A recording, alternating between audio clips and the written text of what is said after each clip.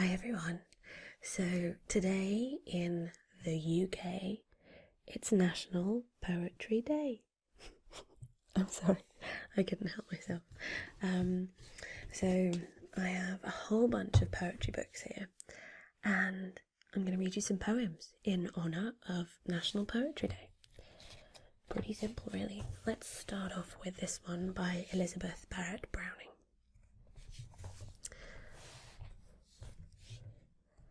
How do I love thee?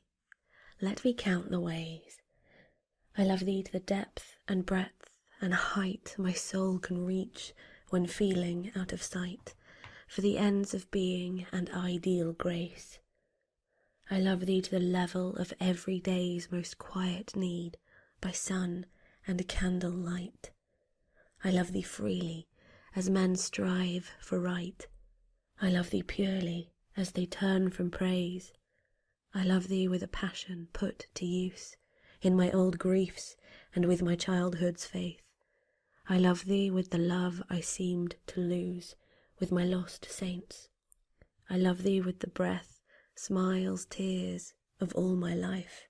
And, if God choose, I shall but love thee better after death. What else have we got here?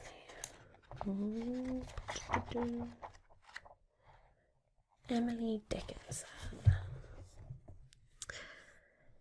If you were coming in the fall, I'd brush the summer by with half a smile and half a spurn, as housewives do a fly. If I could see you in a year, I'd wind the months in balls and put them each in separate drawers for fear the numbers fuse. If only centuries delayed, I'd count them on my hand, subtracting till my fingers dropped into Van Diemen's land. If certain, when this life was out, that yours and mine should be, I'd toss it yonder like a rind and take eternity. But now, uncertain of the length of this that is between, it goads me like the goblin bee that will not state its sting. I think that'll do for some love poems. We don't want to get too slushy in here. So let's move on to this book. Yellow. That's The Jabberwocky by Lewis Carroll. 'Twas brillig, and the slithy toves did gyre and gimble in the wabe, all mimsy were the bargroves as the moon wraiths outgrabe.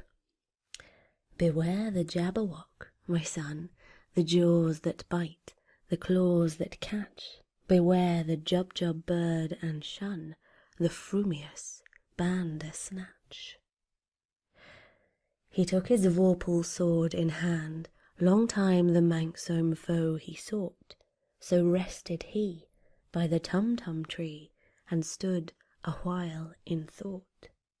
And, as in uffish thought he stood, the Jabberwock with eyes of flame came whiffling through the tulgey wood and burbled as it came.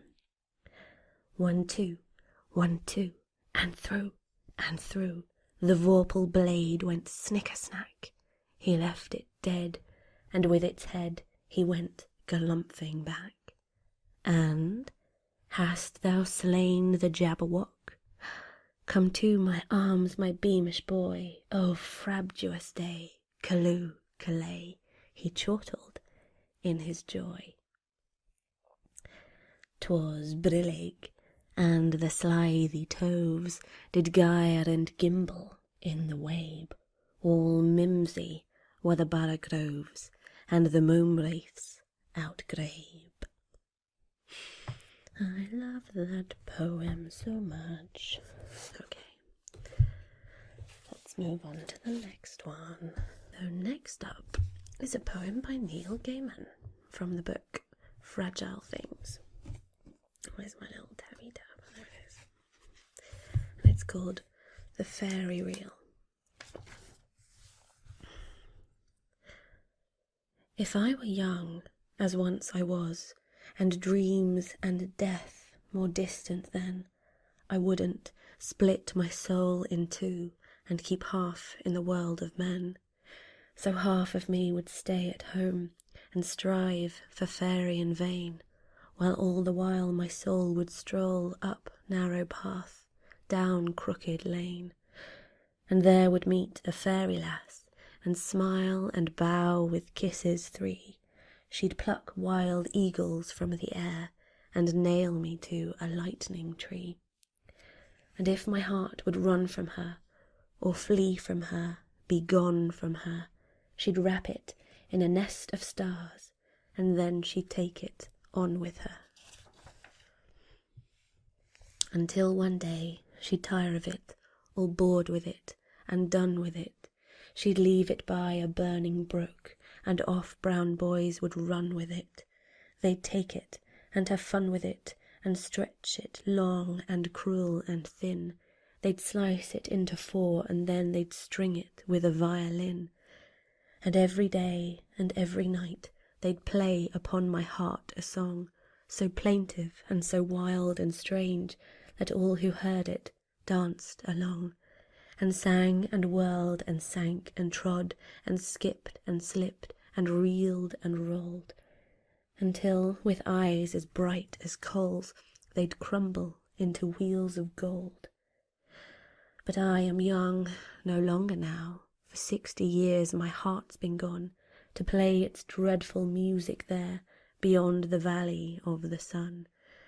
I watch with envious eyes and mind the single-souled who dare not feel the wind that blows beyond the moon, who do not hear the fairy reel. If you don't hear the fairy reel, they will not pause to steal your breath. When I was young, I was a fool, so wrap me up in dreams and death. Awesome. Okay. What is next? This is a book. Let's see what poems we've got in this one. Ah, yes.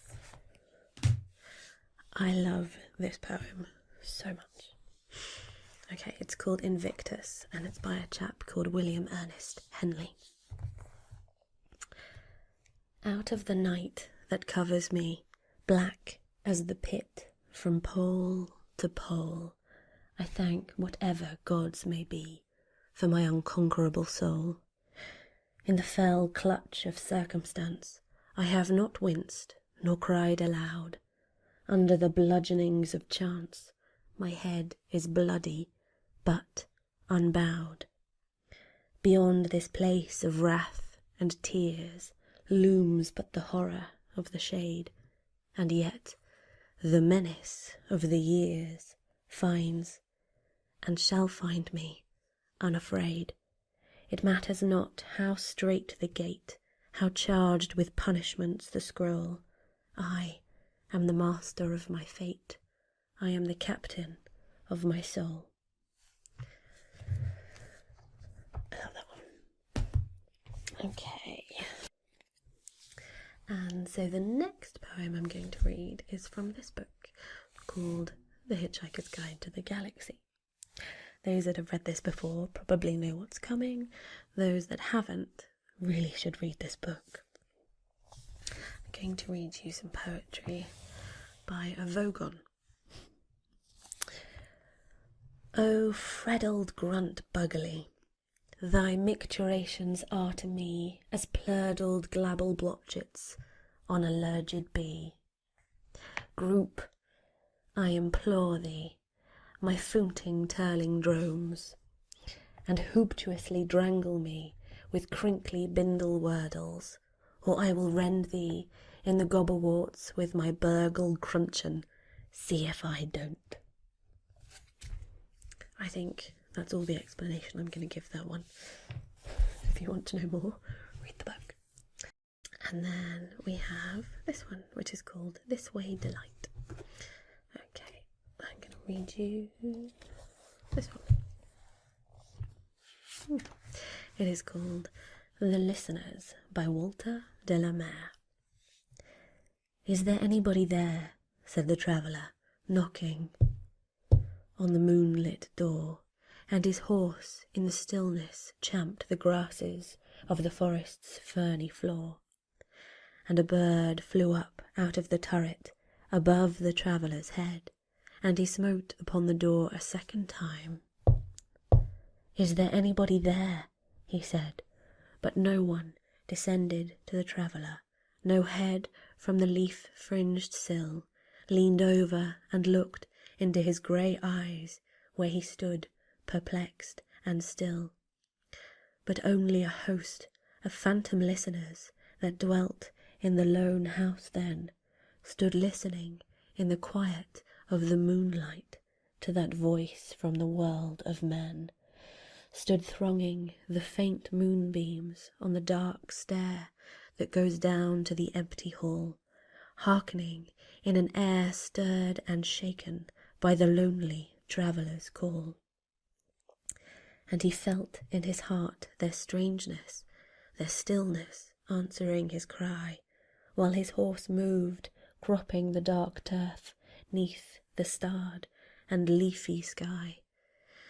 For he suddenly smote on the door, even louder, and lifted his head. "Tell them I came, and no one answered, that I kept my word," he said. Never the least stir made the listeners, though every word he spake fell echoing through the shadowiness of the still house from the one man left awake. Aye, they heard his foot upon the stirrup, and the sound of iron on stone, and how the silence surged softly backward when the plunging hooves were gone. And then I think we'll finish with a bit of Wordsworth. William Wordsworth. I wandered lonely as a cloud that floats on high over vales and hills, when all at once I saw a crowd, a host of golden daffodils, beside the lake, beneath the trees, fluttering and dancing in the breeze. Continuous as the stars that shine and twinkle on the Milky Way, they stretched in never-ending line along the margin of a bay. 10,000 saw I at a glance, tossing their heads in sprightly dance. The waves beside them danced, but they outdid the sparkling waves in glee. A poet could not but be gay in such a jocund company. I gazed and gazed, but little thought what wealth the show to me had brought. For oft, when on my couch I lie, in vacant or in pensive mood, they flash upon that inward eye, which is the bliss of solitude. And then my heart with pleasure fills and dances with the daffodils.